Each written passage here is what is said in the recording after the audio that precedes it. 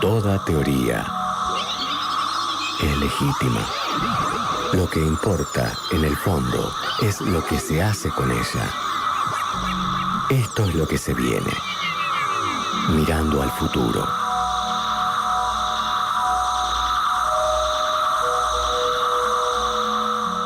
Porque estamos con esta nueva sección que se llama, como decía antes, nuestro locutor, Mirando al futuro, ¿sí? Estamos escuchando la escena de una película de inteligencia artificial, no sé si la viste, tiene un par de años. Igual. No, pero bueno, la puedo ver. Está bien, no sos cinéfilo capaz. Sí, soy particular en la elección de eso y no, ni bien ni mal, pero por ahí hay cosas que no he visto. Muy bien, muy bien. Bueno, porque de eso queríamos hablar en este programa. Digo, pensando en estas nuevas grietas y fugas que nos planteamos en el programa, pensamos que podíamos hablar de fugas hacia el futuro, ¿sí? Ajá.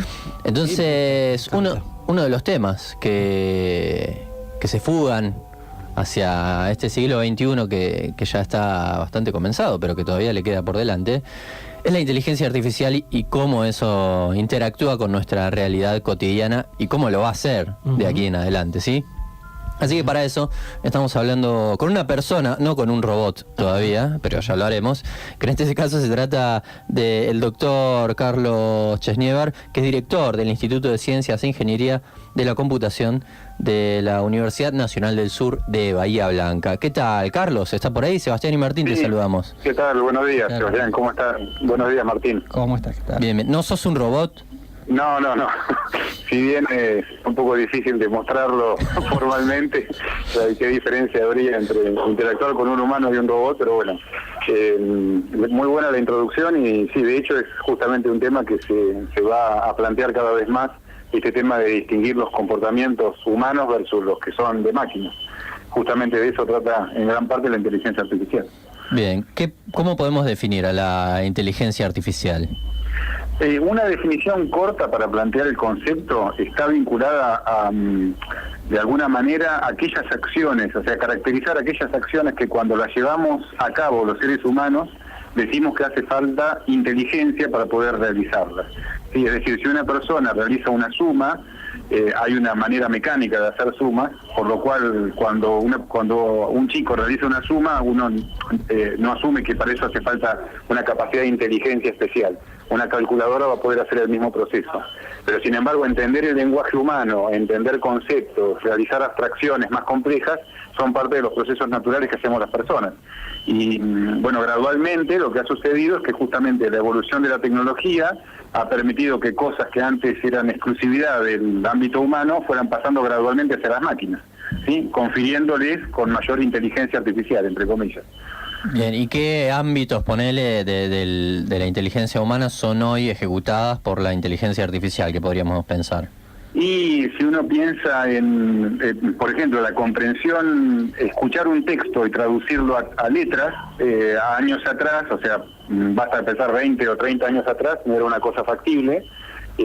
Hoy en día con cualquier teléfono celular uno puede hablar y el teléfono celular reconoce las palabras que estamos pronunciando. Sí, eso es un avance basado en la inteligencia artificial. Es decir, hay una serie de técnicas de la computación que han permitido gradualmente resolver con programas, con algoritmos, procesos que antes eran atribuibles únicamente a las personas. El gran interrogante de todo esto es si, en definitiva, las personas no somos más que máquinas muy complejas, ¿sí? Que esa es de alguna manera la hipótesis de base con la que se lanzó la inteligencia artificial. Si las máquinas pueden pensar o no, ¿sí? Lo que involucra definir justamente qué significa pensar, qué significa decir que hacemos algo que no lo hacemos mecánicamente, y cosas por el estilo. Bien, y lo que se está comprobando es que las máquinas pueden pensar.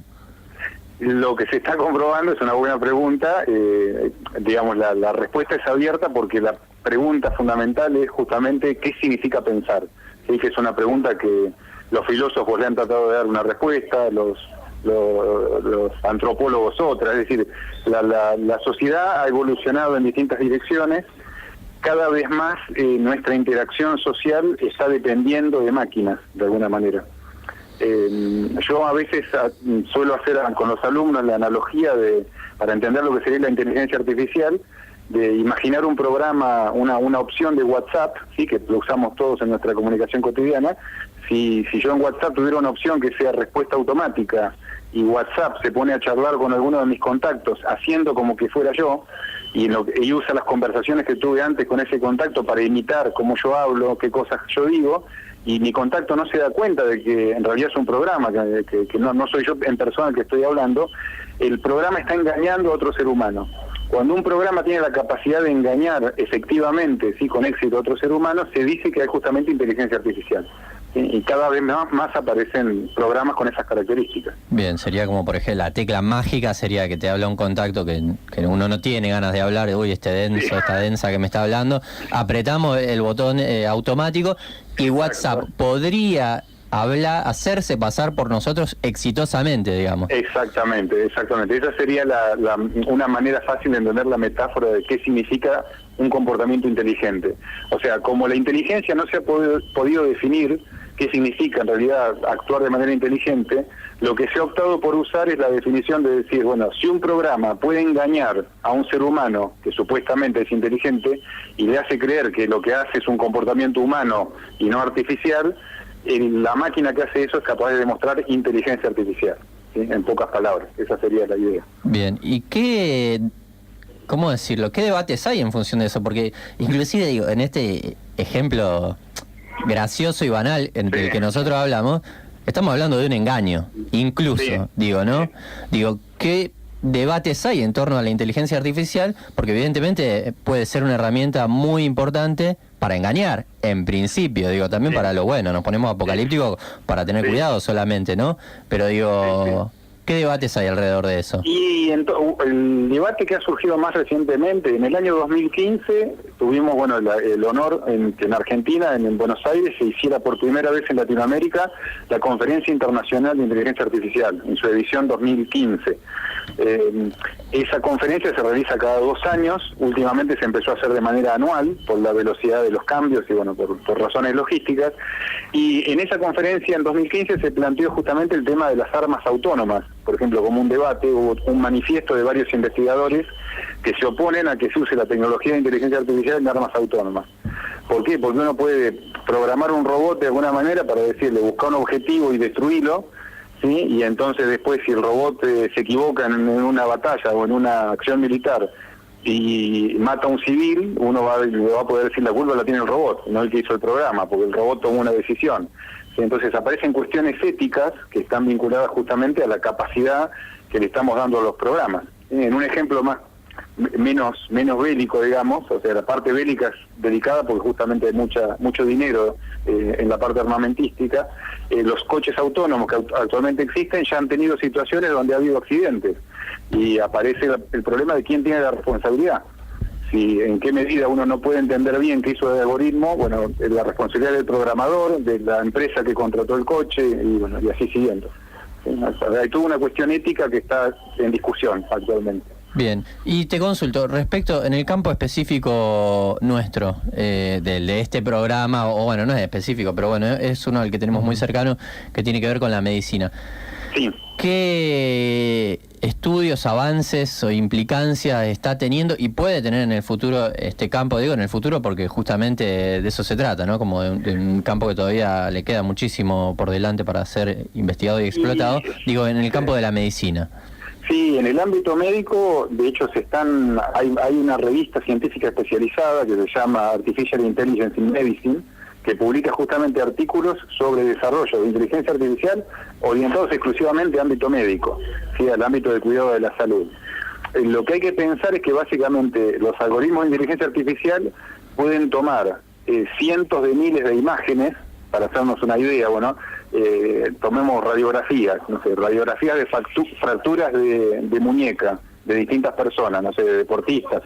Uno puede, a un programa, entrenarlo para entender qué elementos comunes hay en miles de radiografías de fracturas de muñeca.